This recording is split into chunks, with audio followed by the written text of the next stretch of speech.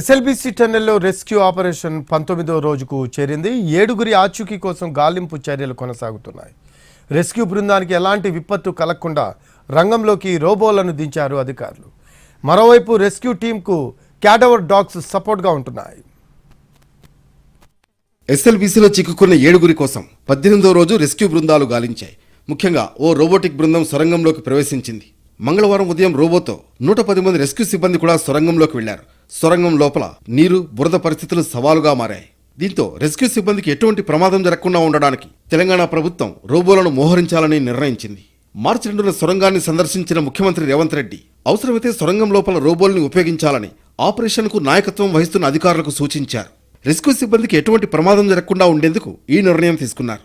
7గురి వ్యక్తులను గుర్తించడానికి NDRF, Singareni collieries, ఇతర బృందాలు పనిచేస్తున్నాయి. అటు కేరళ నుంచి వచ్చిన కాడవర్ డాగ్స్ రెస్క్యూ టీంకు సపోర్ట్గా ఉంటున్నాయి. హైదరాబాద్లోని నేషనల్ జియోఫిజికల్ రీసెర్చ్ ఇన్స్టిట్యూట్ శాస్త్రవేత్తలు నిర్వహించిన గ్రౌండ్ పెనిట్రేటింగ్ రాడార్ సర్వేల ద్వారా రెస్క్యూ సిబ్బంది అనుమానిత ప్రదేశాలపై ప్రయత్నాలను కేంద్రీకరిస్తున్నారు.